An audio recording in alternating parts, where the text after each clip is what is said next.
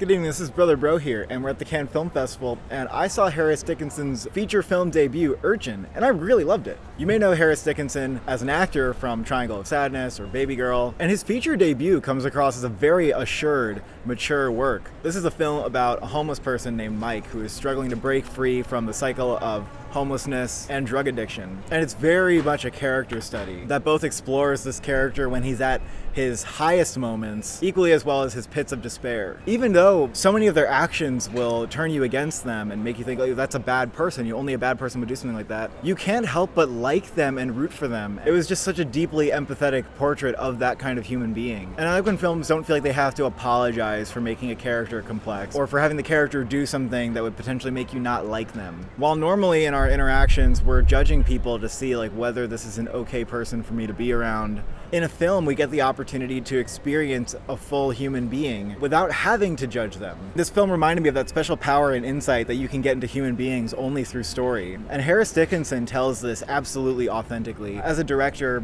he often takes a hands-off approach and lets the performances shine through front and center. His camera work is very restrained. Oftentimes actors are creating the scene in a two-shot. The cuts are often a little more slow and let you take in the performance. And I also love how Harris Dickinson tends to use medium shots over close-ups because, the body language of Mike is just so fascinating from scene to scene. In the first 20 minutes or so of this film, Harris Dickinson makes it pretty clear that he's interested in exploring this from a social realist perspective. He uses a lot of tight lenses, and it looks like the actors are often interacting with real people on the street. And I think his attention to performance and his astute screenwriting are very well attuned to this kind of film. But there's a surprising surrealism in a couple of scenes that really take you out of the social realist portrait that Harris Dickinson is primarily painting. And I think some audiences might be off-put by those choices, but I felt the ending, which does end with a surreal touch, let me fully experience the soul of the character, really in the last shot, which I thought was absolutely beautiful. The lead performance here from Frank Delon is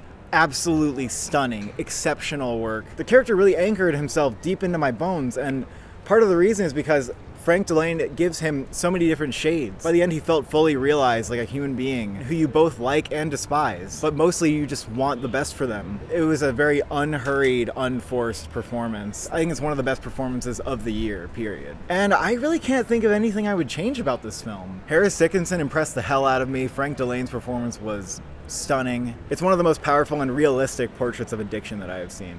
And I think I'm somewhere between an 8 and a 9 on this one. It is one of my absolute favorites from Cannes, and I would consider it a must-see. Thank you for watching. Thank you for subscribing. What thing are you most addicted to?